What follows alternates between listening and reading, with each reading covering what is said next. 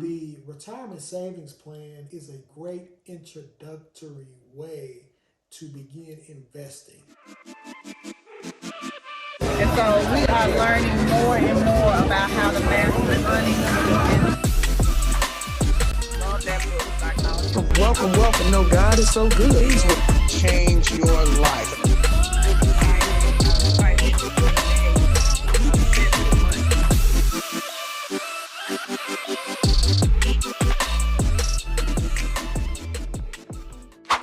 Welcome to another episode of Mastering Money Mondays, where each week we infuse a topic that will assist in your transition from one of being a debtor and or saver into one of being a wealth creator. I am Mr. Green, affectionately known as Mr. Flip Your 401k. Hey, be sure to like and subscribe to our channel. There probably should be a graphic coming up somewhere right here to show you how to subscribe. Tell your mom and them, all right? Hey, look, I am a private equity lender, all right? I'm an entrepreneur, I'm an investor, and I also still have a 9 to 5. I'm a project manager, y'all. So, but what I do is I'm a financial educator. That's my passion. And I want to, considering that I've been in the benefits administration space for over 20 years, help people learn about their 401k plans so that they can leverage those plans and launch it into financial freedom. Awesome.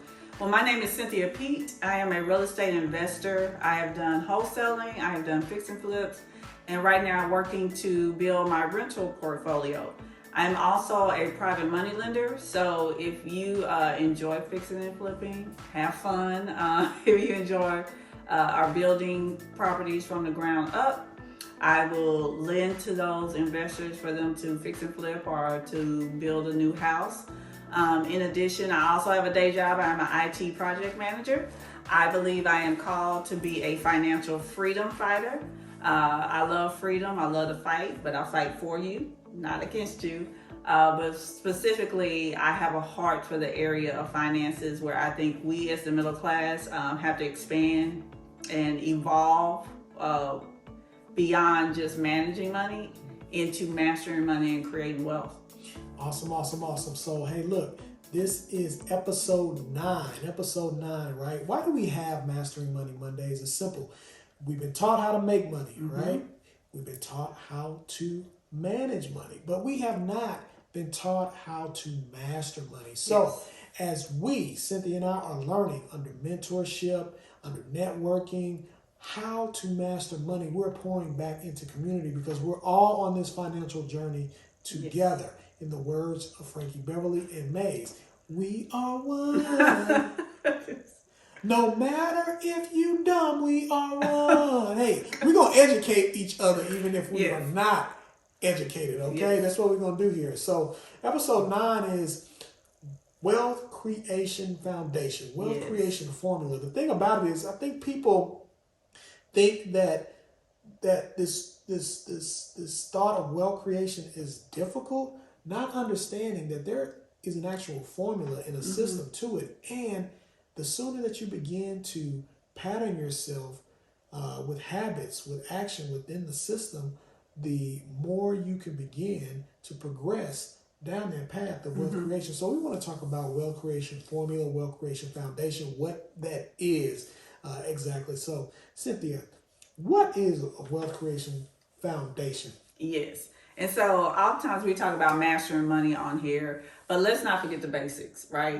Because what we have learned as a middle class is the foundation for wealth creation. We just need to evolve it and not stop at, making and managing money. We need to evolve into mastering it, right? So let's not forget the basics. Right. We want to make sure that we pay off all consumer debt. I am not a person who thinks all debt is bad. I believe there is good debt. If that debt is going to make you money, I think it's good debt. But consumer debt, which is what most of us have in America, is not good debt. And so you want to pay off that consumer debt. I do believe in credit cards because I like the rewards and I like the points. I like the protection. I travel through credit cards, pay for it with my credit card. I automatically have travel insurance when I do that through a credit card. But if you do have a credit card, use it and pay it off every month.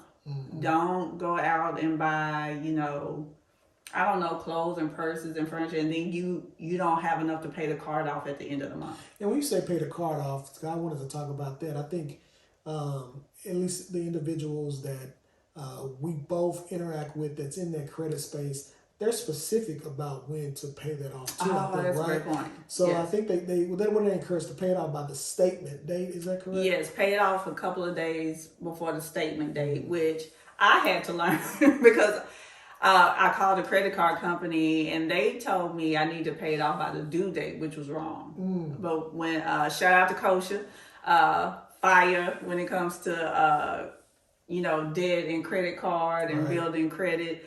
And she was like, no, Cynthia, you need to pay it off a couple of days before the statement date. My credit score went up literally like 40 points Wow. when I changed that one thing. Wow. Yeah. Yeah.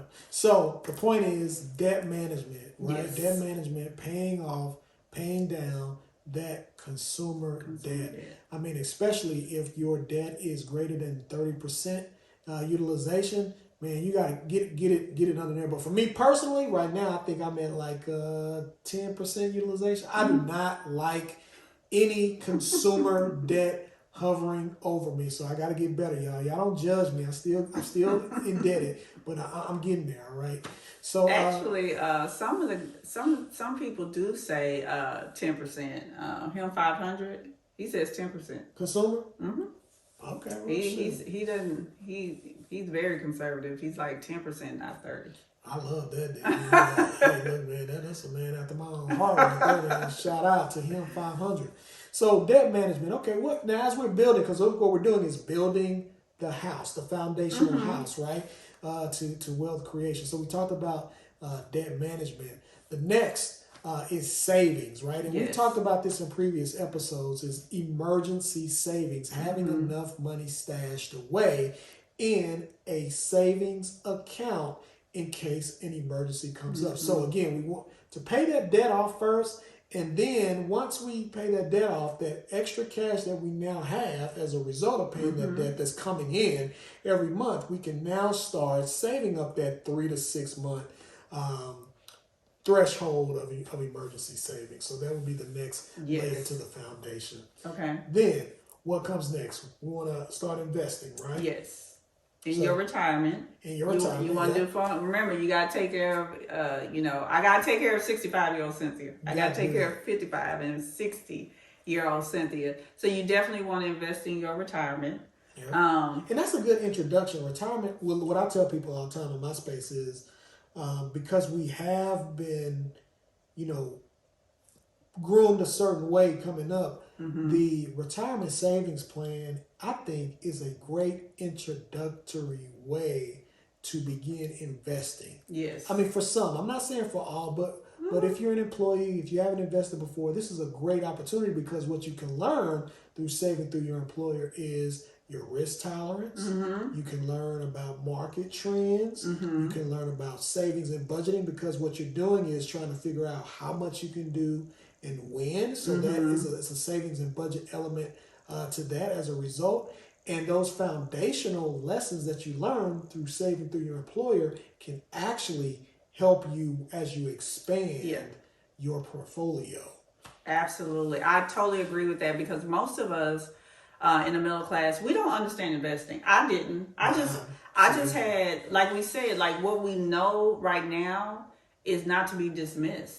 We just need to evolve on it and we need to take the next step because all I knew was I did what my family told me to do. You need to go to school. You need to get a college degree. You need to get a job and then invest in your 401k. So that's what I did. Right. So, and I remember, my financial planner, when we would come and talk about, where the money, did the money grow, where we were and that, and just life, what's going on with life, has anything changed financially? Every year I would go in there and say, can you explain stocks to me again? Like literally I was like, okay, so how do stocks work?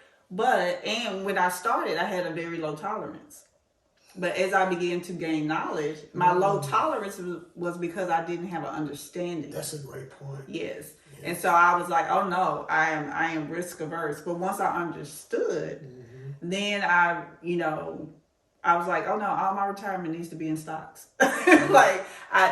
Nothing needs to be, in bonds or in cash. I'm like, I still got 20 years to go, right? So no, all of it needs to go in stocks, and putting all of it in stocks, you want to diversify the stocks and where it's invested. But I was like, oh no, all of it's in stocks. Yeah. We need to have an episode on just risk tolerance and stocks, just in general, because I like what you said there. It was through the education that empowered you, that gave you the confidence to take more risks. And I think the misconception is that investing in the market or investing period is risky, right? That's what we've been kind of taught, like in the middle class or as a saver, that investing is risky. But there is a difference, and this is what wealth creators will share with you, and this is why we have this show, just to kind of flip or change the mindset or tweak it a little bit. Wealth creators will tell you there's a difference between risky and risk. Yeah. Right? Risky is going home with that girl that you just met at the club and then not making sure you stop by the convenience store and doing what you're supposed to do before you do what you're supposed to do. That's risky. Risk is actually getting a chance to vet some things through, understand who the person is. Now, you may not have everything you need to know, but at least you're taking somewhat of a calculated risk because you vetted the decision. And so sometimes we think that investing in general is risky, when in actuality, if you are educated, like you said, it's not risky. You're just taking a risk. And in order to create wealth, you're going to have to take a risk. Yeah. That's just what it is. Yeah, it's all risky. I mean, not investing in your retirement is more risky than investing in it.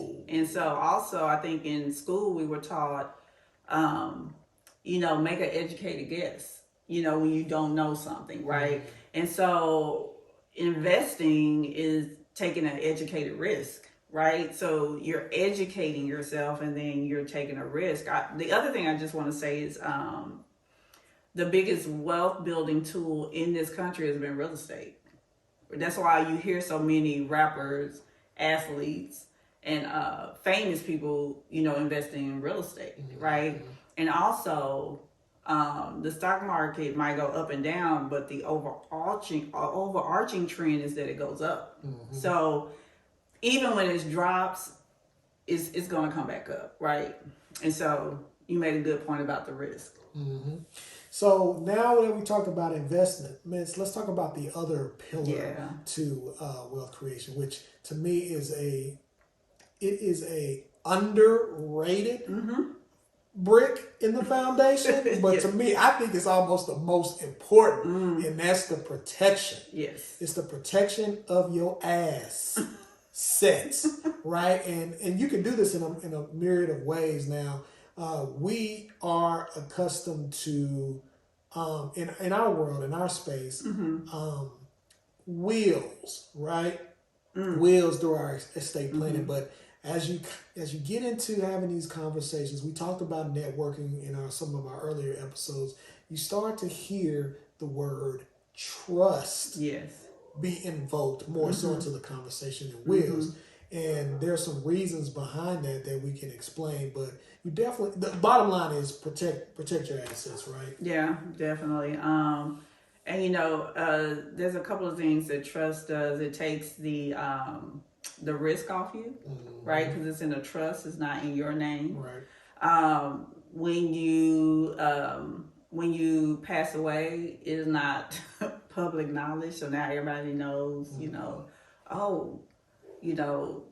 Mr. So-and-so died in that house, because now it becomes public records, and now your phone is blowing up with people like me who used to wholesale. And so, shout out to the wholesalers. So it protects you. It allows you to pass that wealth on down to your family without them having to go to probate court and pay the court. So it's a lot of benefits to a trust. Again, I really think I'm looking forward to the day where we evolve to family trust, and families are not operating so individualistic. but really pooling and collaborating the money and trusting each other with it. Right. I think is the biggest flex, but it takes time and knowledge to get to that point. Yes, absolutely. And there are different types of trust, y'all. You have revocable trust, irrevocable trust, complex trust. We're not going to get into that because that's a little bit above our pay grade. But just know the bottom line is, like Cynthia said, it allows for protection. It allows for you to own nothing but control everything. Yep. Y'all know what Ghost did when he passed away. You know what he said when he passed away and Tyreek tried to get that money. You know what I mean? You know what happened. I mean, Ghost put that trust in place, and it was stipulations within that trust where Tyreek had to finish his education before he could even touch that money. And I like what you said about passing down generational wealth, but also depending on how you structure your trust, you can pass down generational financial literacy as well. That can be a contingent of the trust that your kids or your whoever, your family members or friends, whoever you are involving in that trust, one of the stipulations in order to either own a business within that trust or to collect any money within that trust is that they also become financially literate. Yes. One book that we would like to recommend is reading What Would the Rockefellers Do? If you really want to know how deep and how it's complex, but also how thorough and how empowering a trust can be. Cop that book, What Would the Rockefellers Do? Absolutely. Now, with that being said, Cynthia, unless you have anything else, go ahead and take us on out. Awesome. So just a thought came to my mind as we talk about getting out of consumer debt and getting your savings and your retirement. I know there's people who may be listening to this and saying, you know, Cynthia, my paycheck, I have more month than money, right?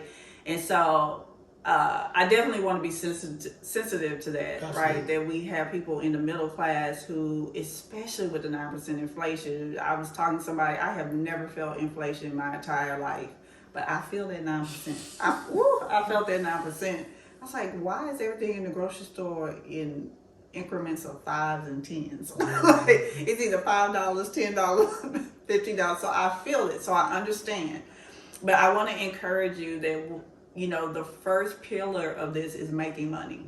And you're going to have to figure out how to make more money. I know that's uncomfortable. I know, and it's a stretch. I remember when I came back, when, you know, I came back into corporate America, I made a decision. I got to make more money than when I left, right? And I wasn't taking anything less, right? I was just talking to my friend who, she needed to create an emergency fund. Her retirement was good, but she didn't have an emergency fund. And so, and she just took on an extra job. She did, you know, it's a gig economy. You know, you can do Uber, you can do Uber Eats. And she was like, I took it on, and this is a well-educated, makes good money, but she just knocked it out. And so I want to encourage us as we're talking about these foundations and what you need to build wealth. Sometimes you're going to have to grind it out, y'all. And sometimes the answer is making more money, right?